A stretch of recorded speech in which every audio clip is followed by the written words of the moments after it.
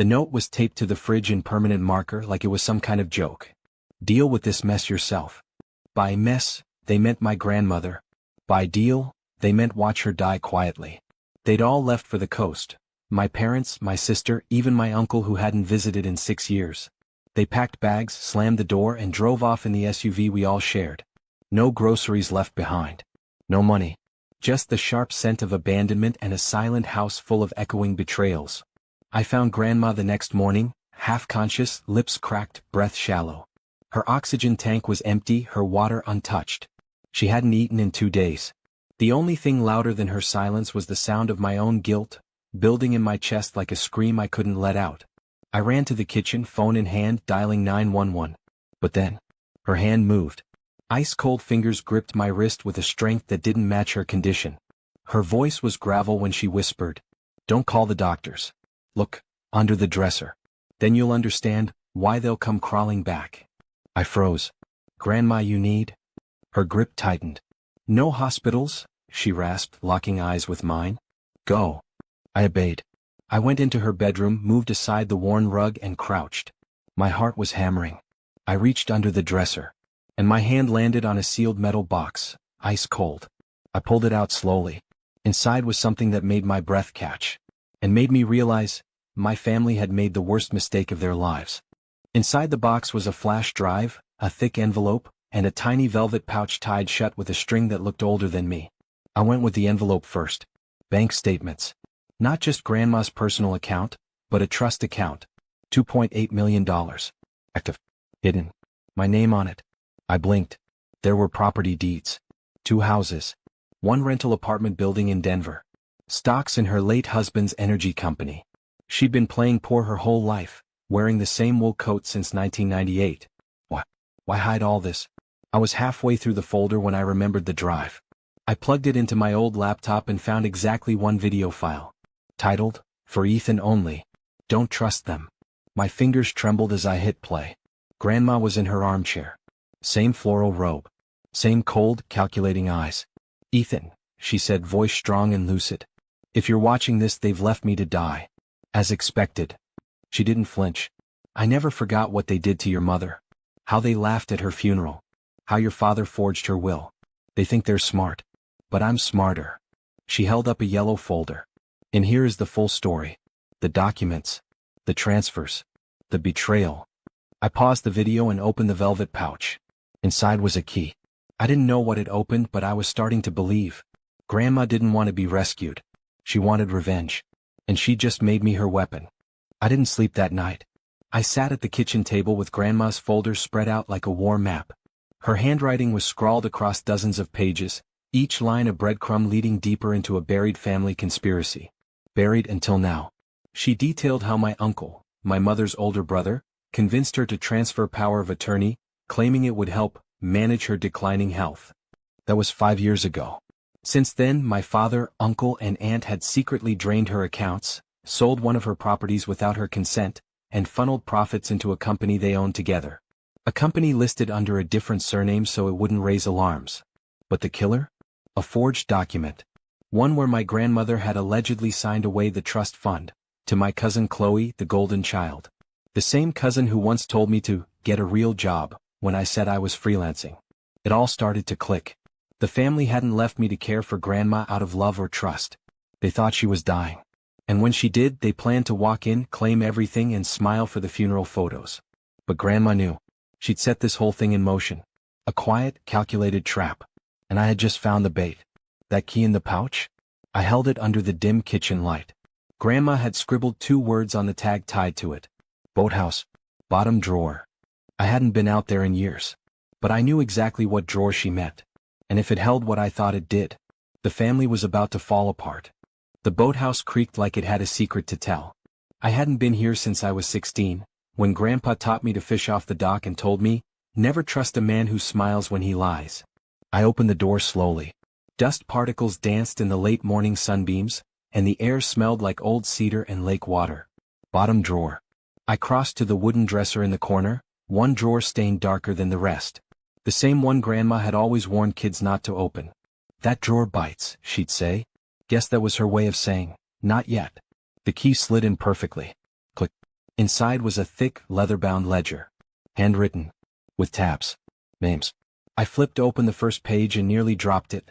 It was a record of every unauthorized withdrawal made from Grandma's estate.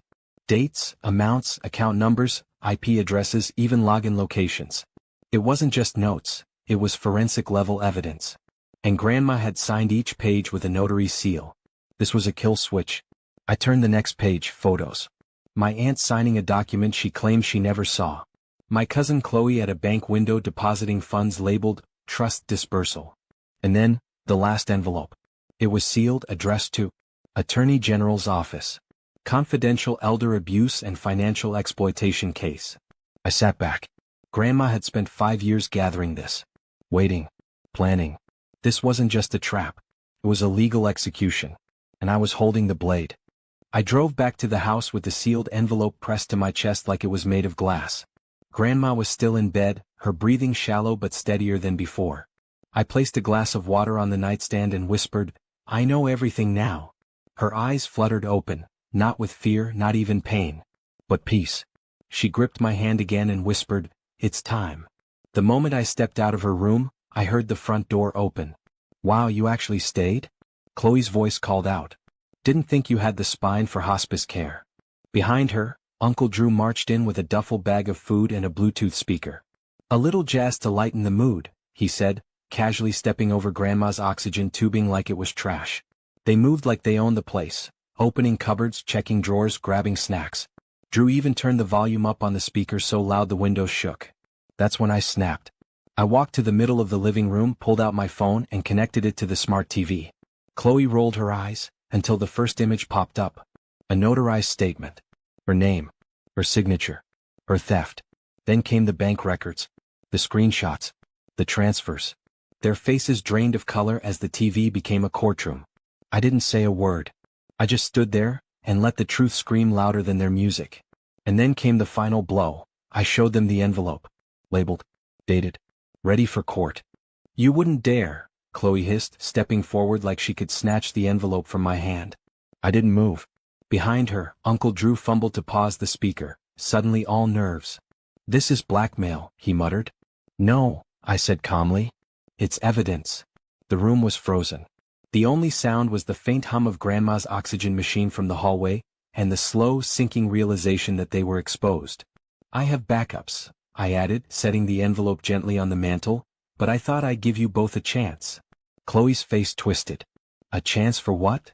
"To return what you took," I said. "To apologize. To leave, and never step foot near Grandma again." Chloe started laughing. "You think this little presentation scares us?" I reached for the remote and pressed play again.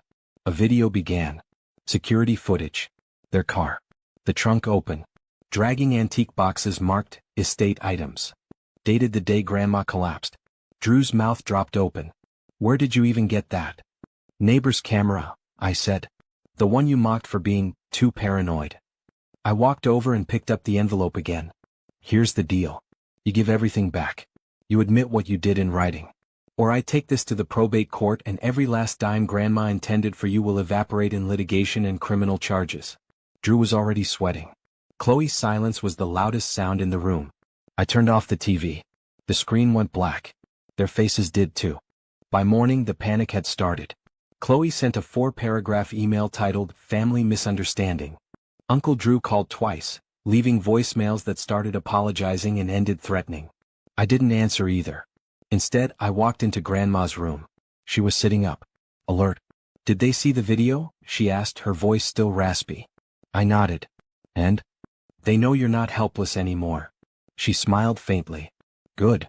What she said next stayed with me. "They treated me like I was furniture.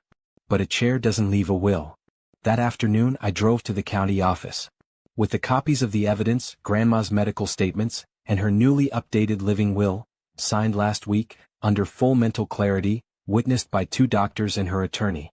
The documents clearly outlined immediate disinheritance of Chloe and Drew. Protection orders filed if either attempted contact. 100% control of Grandma's healthcare, estate and power of attorney transferred to me. Legally airtight.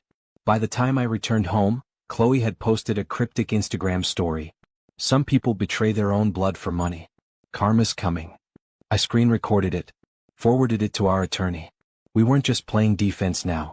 We were fortifying. Noah, my cousin, texted me that night. Just one line. I'm sorry. I didn't know what they were doing. I replied. You do now. Choose who you want to be. He never responded. But I didn't need him to. Because tomorrow the lawyer would send the final letter. The letter was sent at 9:01 a.m. By 10:17, Chloe was at the front door, pounding like it owed her something. I didn't answer. The letter wasn't just a legal formality, it was the final cut. It notified Chloe and Uncle Drew that they were officially removed from all estate benefits, prohibited from contacting Grandma, and under investigation for elder abuse and financial coercion. The house. Off limits. The accounts. Locked. The inheritance? Gone. All gone. They called Grandma a burden. A liability. Now they understood who held the real power. Grandma, fragile but fierce, stood beside me at the living room window, watching Chloe's car reverse off the gravel like a bat out of hell. She exhaled slowly, like her lungs were finally expanding after years of being compressed. Think she'll come back? I asked. She smiled. Not without a lawyer. We both laughed. That night I sat on the porch staring at the sky. It was finally quiet. No backhanded comments. No guilt-laced expectations. No poisoned Christmas dinners. Just me, my grandmother, and a future finally free of people who confused love with ownership. I picked up my phone. Opened a blank document. Title: The last gift I gave my family was the one they never saw coming. It was time to write everything down. Because stories like this, they don't start with betrayal. They start with silence. But they end with fire. And now, it was over. For her. For me. For good.